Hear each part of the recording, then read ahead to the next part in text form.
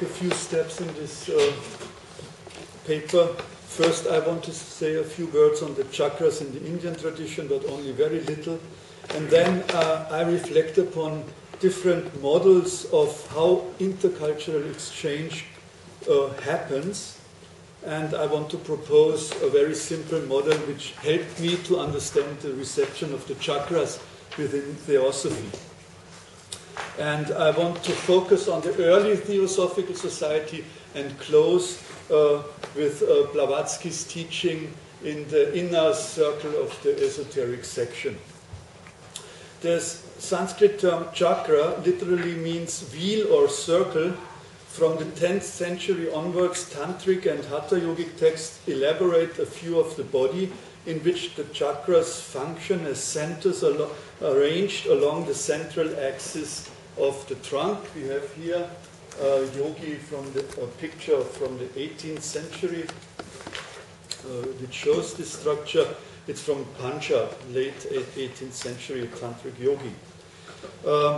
The earliest text that contains the most influential lists of 6 chakras plus a center at the crown of the head is the 11th century Kupichkamata Tantra.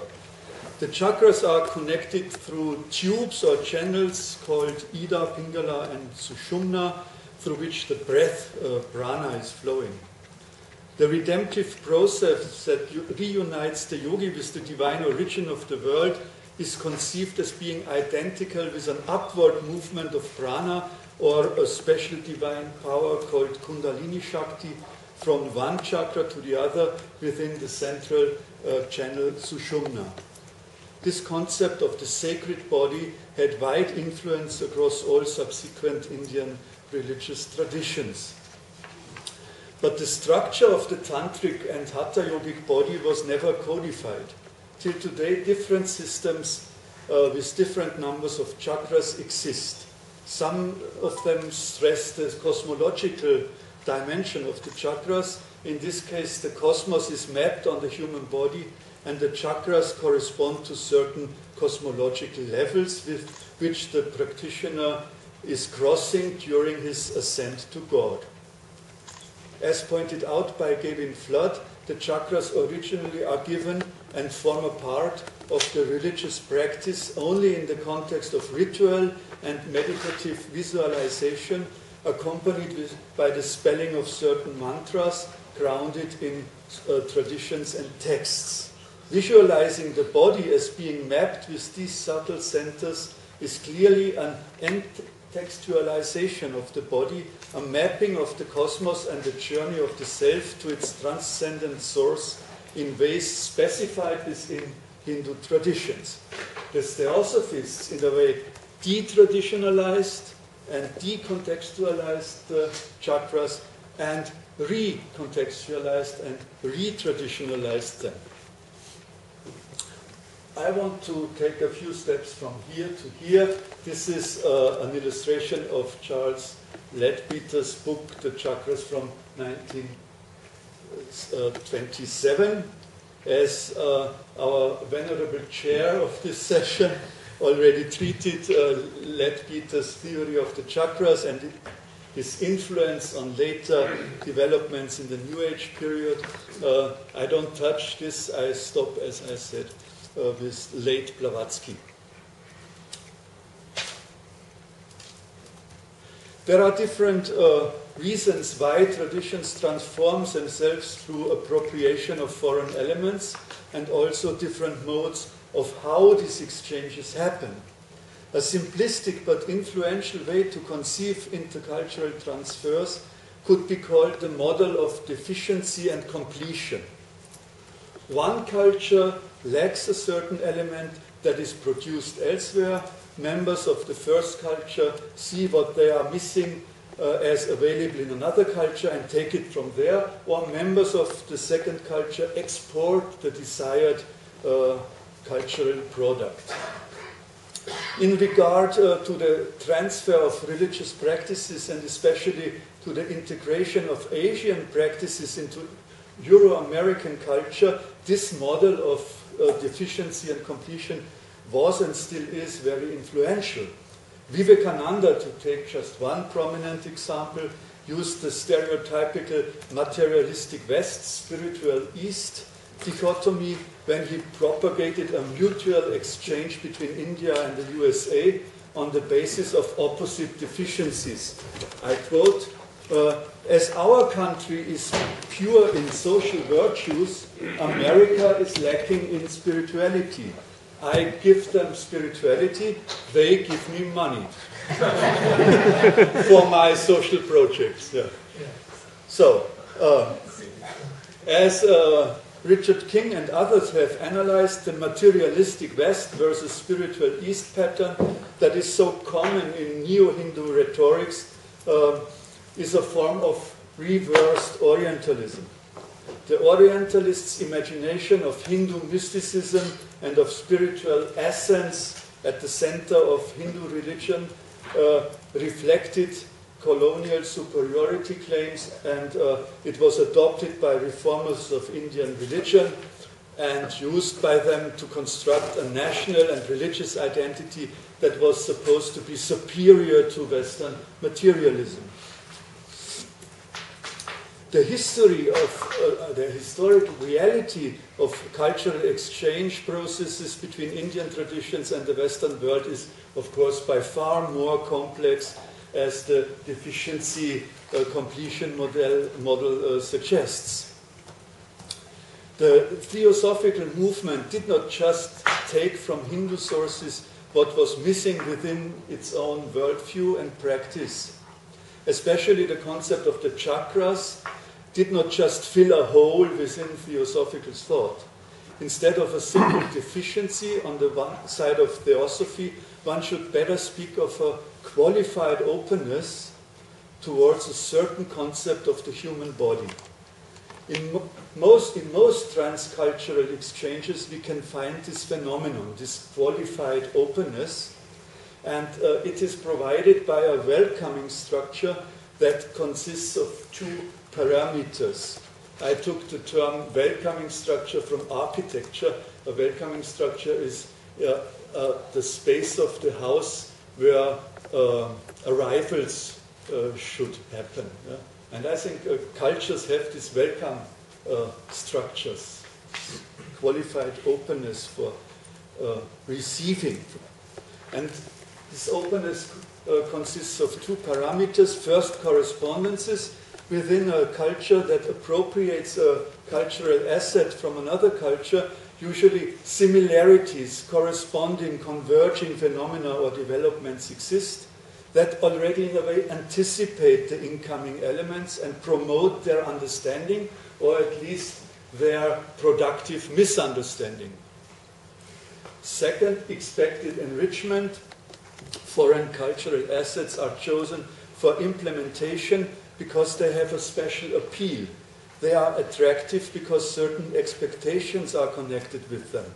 They are supposed to add something new to the already existing corresponding structures. Sometimes it is simply the newness, and in case of Asian culture, the exoticism, the aura of mystery. But most of the time there is more to it.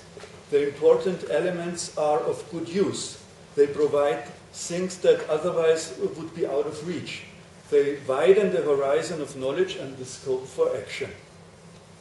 So, what are the correspondences and what are the expected enrichments that motivated the Theosophical Society to appropriate the chakras?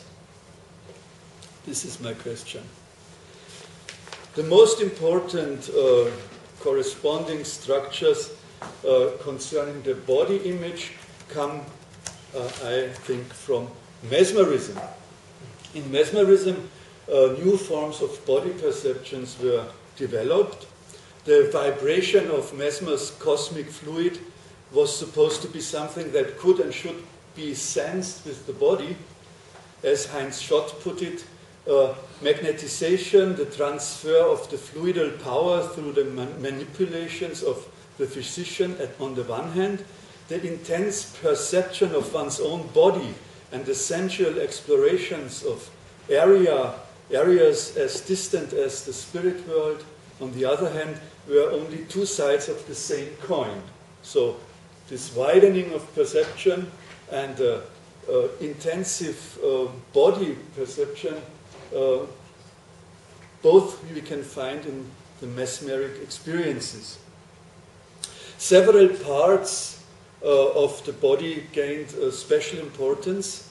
So the mesmerists differentiated between different interconnected centers within the fluidal body, representing different states of consciousness and psychic functions. Especially important was the pit of the stomach, or the solar plexus region. From the Paracelsian tradition, they had the thought that the spiritus vitae, the center spirit of life spirit of the human being, is centered in the pit of the stomach.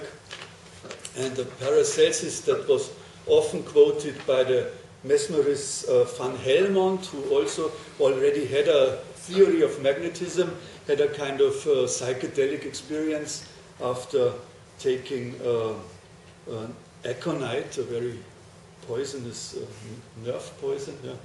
And he felt that his thought just fell down from the head into the pit of the stomach, and he was thinking and perceiving from there. So this is typical. The patients of the mesmerists described their body experiences in different books of the mesmerists. We can find descriptions like two bright strings at the left and at the right side of the spinal column, the pit of the stomach as a rotating bright zone of light, and so on and so on. The German romantic mesmerists started to study not tantric texts, but Upanishadic texts, and through already just compared the mesmeric experiences of the body with early meditation methods, pre-chakra meditation methods, so to say. And also the Methodos, the famous instruction on prayer from Athos, from the Hesychast tradition, Christian tradition, was compared with yoga meditation by the German mesmerists, and these sources became known in the USA through translations, of course. Anne Moser's History of Magic was very important as a source for Blavatsky, and from there she took already in Isis Unveiled, she took this comparison between modern fakirs, ancient gymnosophists, Indian yogis, and also Hesychast prayer.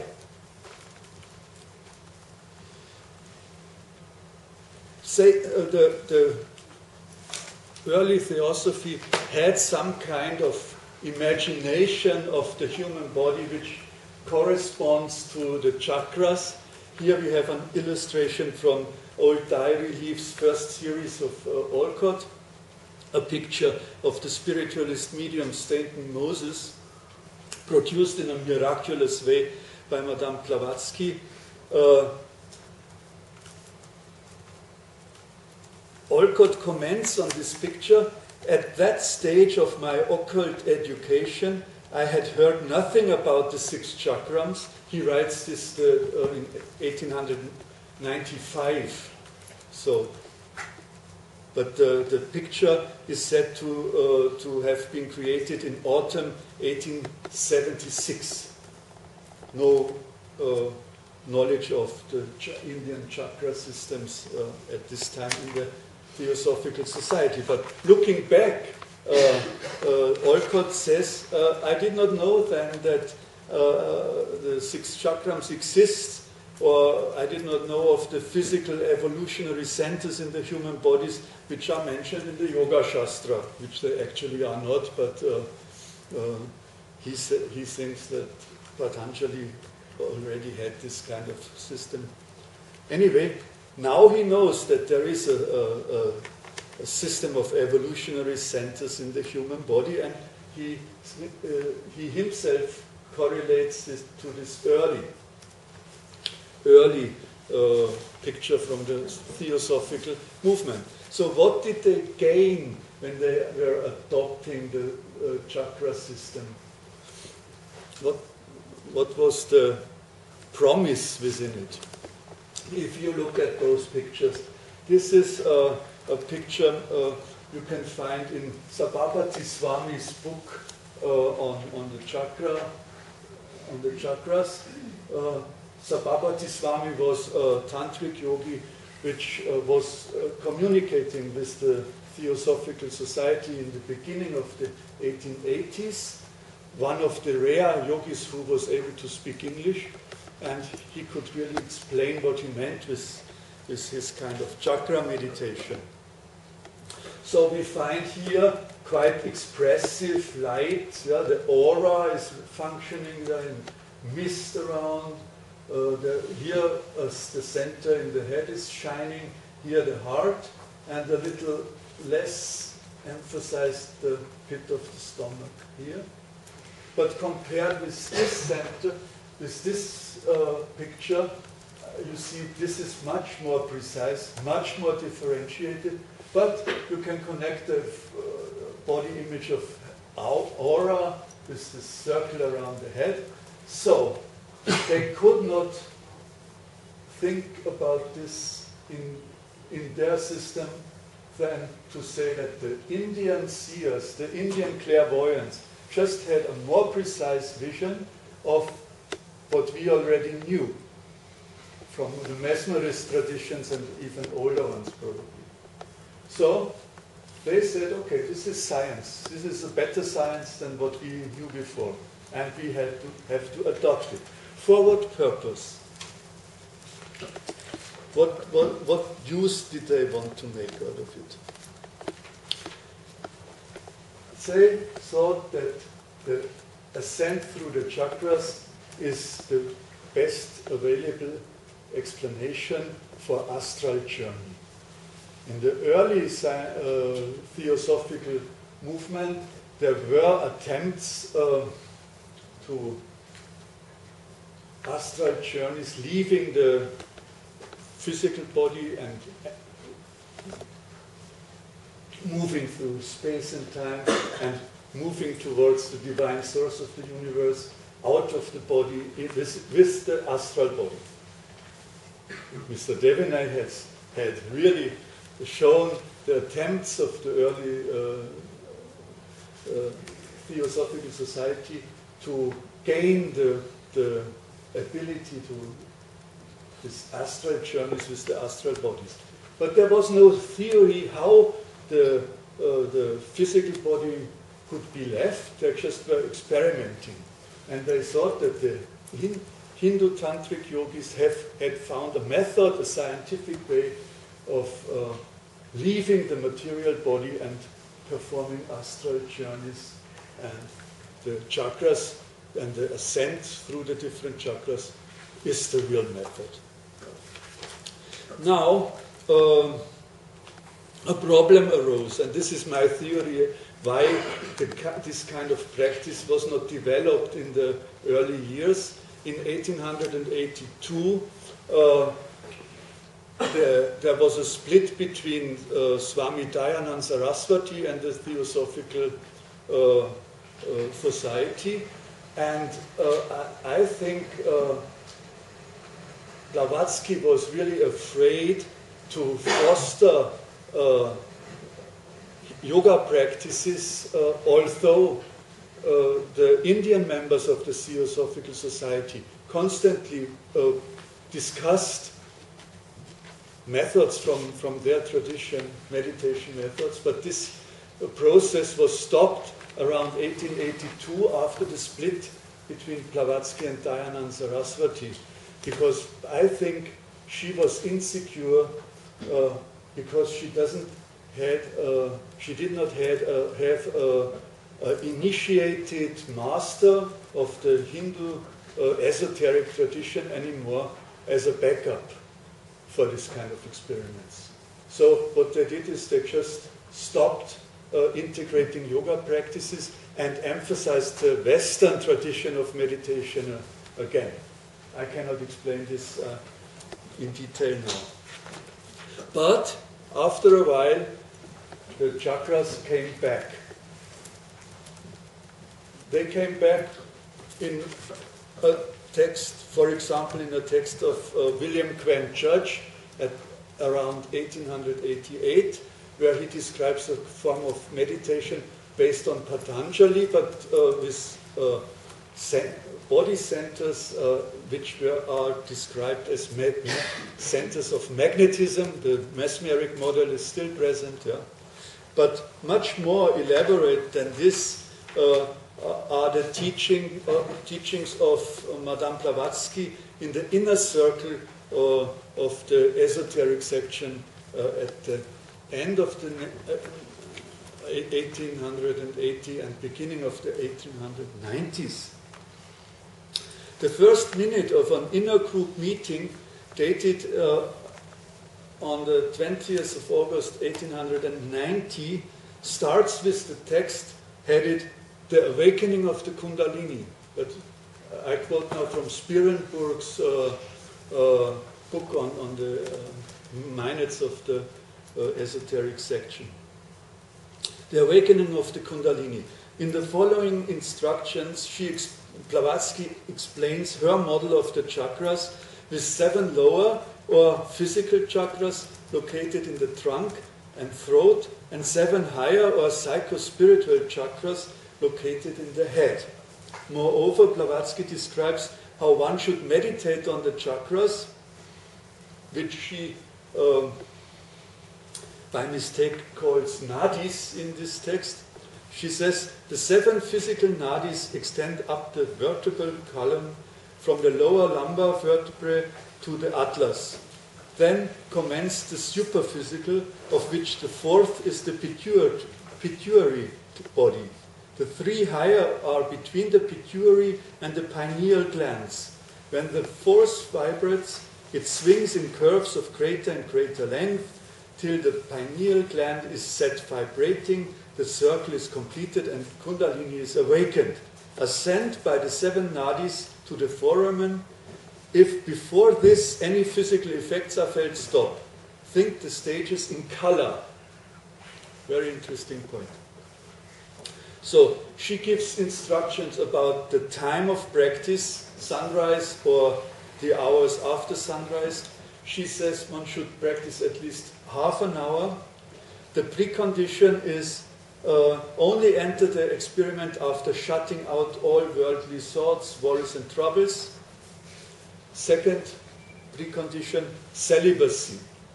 She says it's dangerous if you practice Kundalini Yoga without practicing celibacy, because we have this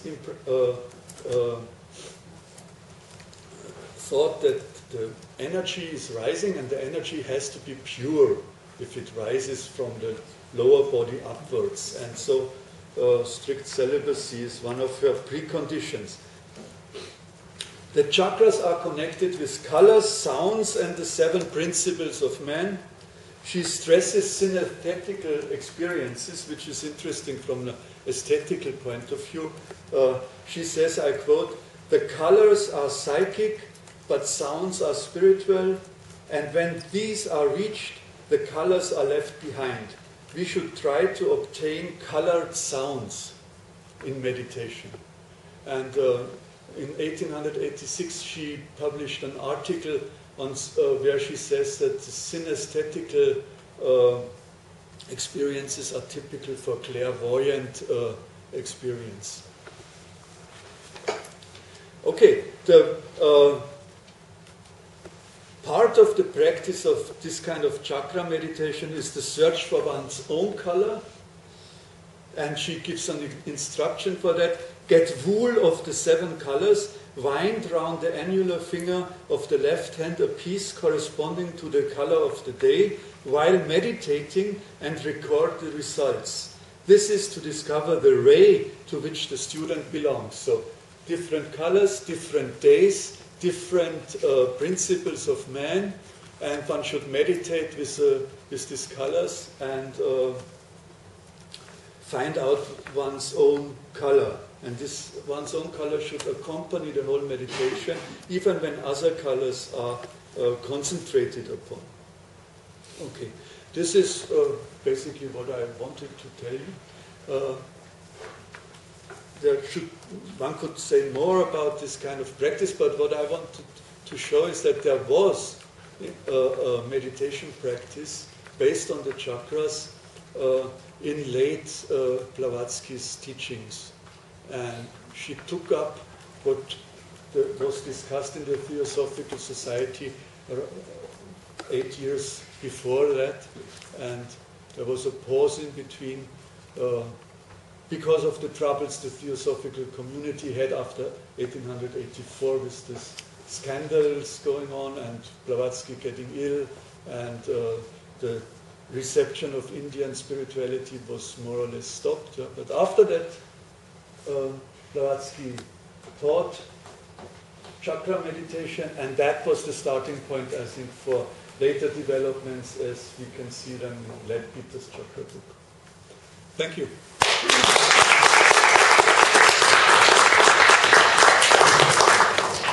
So, you're perfectly on time, which means that again we have good time for comments and questions. So, please. Can you please repeat the source from the esoteric school that tells what Blavatsky teach? Yeah, this is Sperenburg,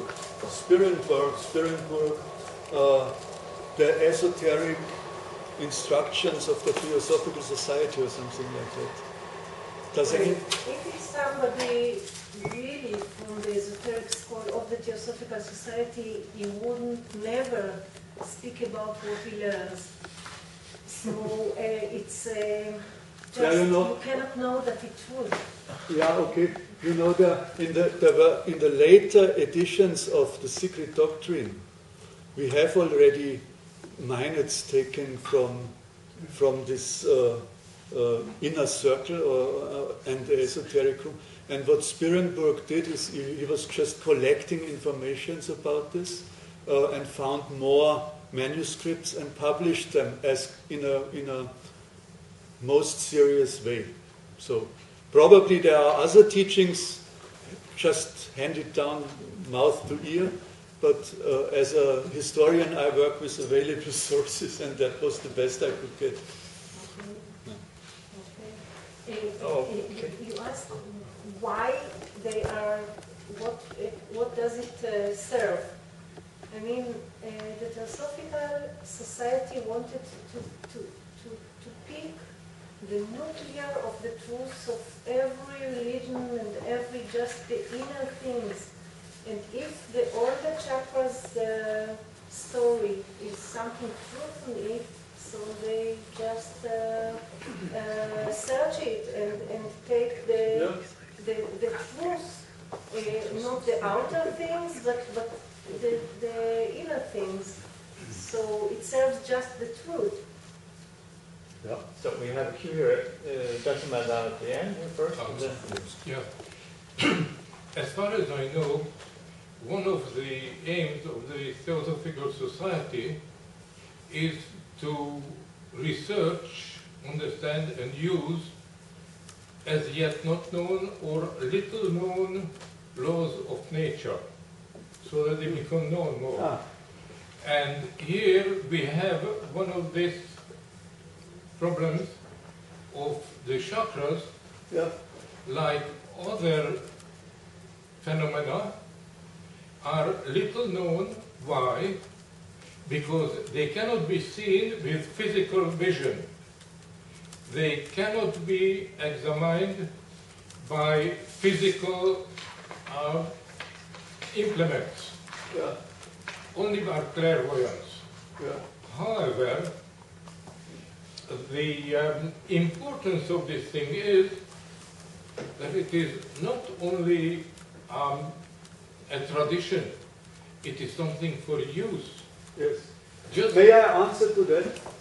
yeah, but I would like to compliment it. And There are other people also who would like to contribute to the discussion. yeah, I know. But what is important here is that science is based on facts which can be verified by people who have the ability to verify it. Yeah. And those who cannot really cannot do something. The purpose of this knowledge is healing. And the laws that work on that plane of existence are different from the physical plane. I'm not going to go into the details at the moment, but anybody wants to consider anything in this, he must be able to use the knowledge and not only to say where it comes from. Yes. Okay. Very quickly, because we have a queue here. Yes, very quickly. Actually, what happened was that in a way, this Theosophical Society scientificized this discourse on the chakras. They made analogies between physics and modern medicine and the chakra system. And this discourse started in India. This is from 19th century. Oh. Actually gone. Okay. So anyway, see it through your third eye, please. So we have intruder. Yeah. Okay.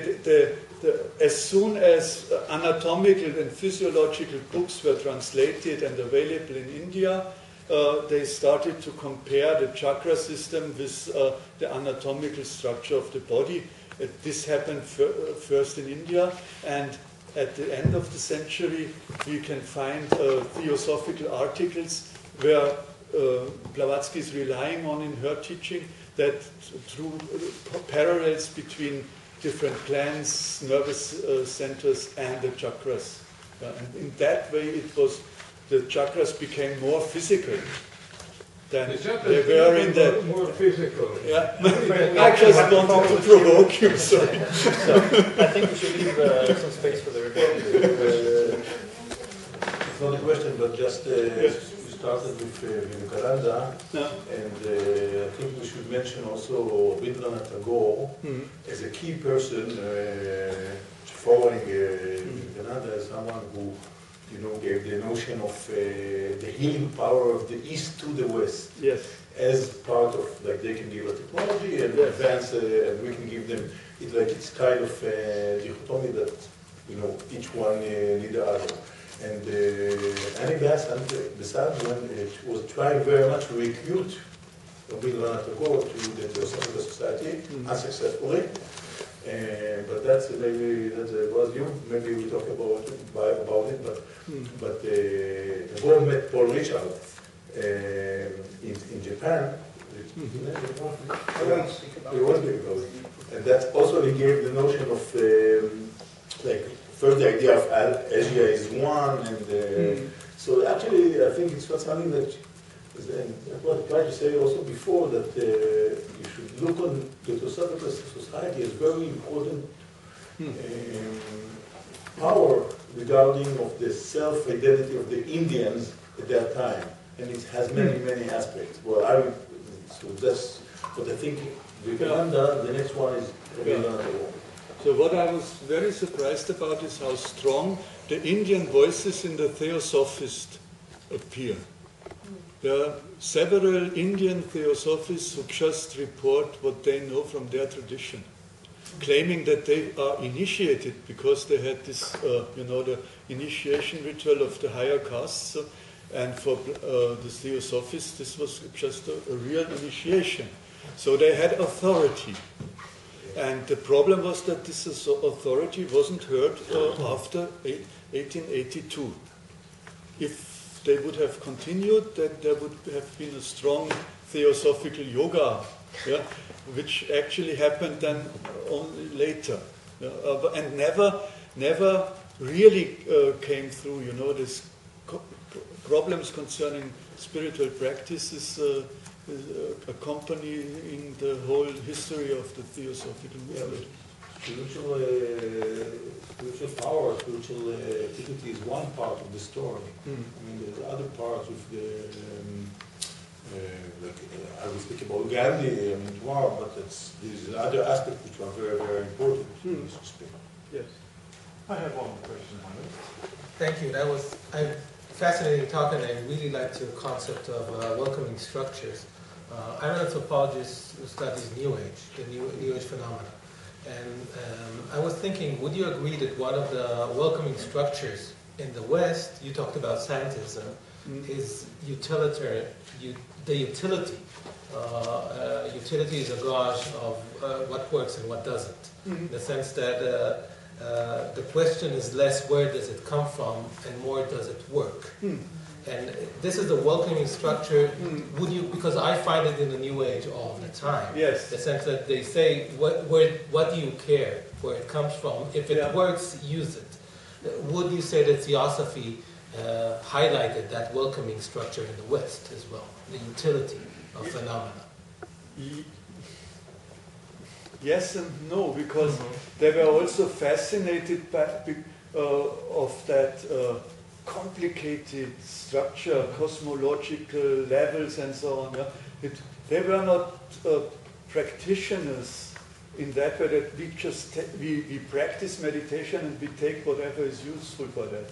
That was not really the approach. They, not from the higher level of Theosophy, at least, because there was a pressure from the Theosophical grassroots level to start meditation. They wanted concrete, useful methods for gaining occult powers, and almost nothing came. And then the Indian Theosophists started to look at their own cultural background and found yoga meditation and started to propagate it in the Theosophists. But this, after 2 years or so, was stopped. We still have a couple more minutes if anybody else is... Just a short remark. It's interesting to notice that Rudolf Steiner, when breaking up with Theosophy, one of the main things he has said against any Bezant is that he doesn't really like her Oriental practices, meaning exactly meditation and yoga and all kinds of Oriental practices which Bezant has promoted for years. And I think that I've never read a book, a research that was dedicated to this question. It's a kind of an interesting issue to deal with, the way that Theosophy served as a bridge between East and West, also in regard to all kinds of alternative medicine and practices. I mean, we know so much about it, all what used to heal. Yes. And of course, we mentioned literature, which deals with chakras and auras, etc. And it's really an incredible field that still has to be researched. Yes, sure.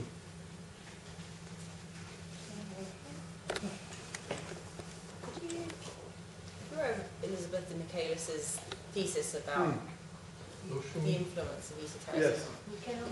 Could you say a little bit about possible kind of multiple transfers that occurred, not just from there to here, but also from here to there and back and forth, and like any, with regard to any specific sources that you've encountered in your research? Well, okay, Elizabeth elaborated the connection between the Brahmo Samaj and Vivekananda. And of course, the Brahmo Samaj was already influenced by occult traditions, Freemasonry and others. And Vivekananda was propagated already a kind of westernized yoga when he came to the West, and then he adopted, of course, a lot of new thought sources. And the Theosophists at that moment, when Vivekananda came to the USA in 1893,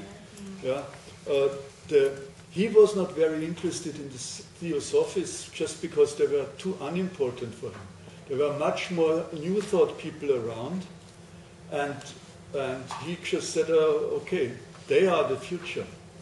So for him, the Theosophists were a little outdated already. Of course, many of the New Thought people were also interested in Theosophy and members of Theosophical Society, but as a whole, within the counterculture, American counterculture, they did not play that big role anymore. Of course, our Sabhabati Brahma, the Sabhabati Swami, who was in contact with the Theosophical Society, he developed a kind of mesmeric tantra, yoga. That was going to be my next question. Like, if any of those sources, something similar was going on with any of those sources as what was going on with Vivekananda and the other people. Yes. Sabhabati Swami took the Theosophical Society as an example, and he planned a worldwide meditation movement with meditation centers all over. And it was his misfortune that the Parliament of World Religions only took place 10 years later. If he would have been invited, he would have made it. Yeah. And so it was Vivekananda. And Sabhabati Swamis never became famous. So it's 4 o'clock, and I think with that piece of counterfactual history of religions, we have to end our session. Thank you. Thank you very much.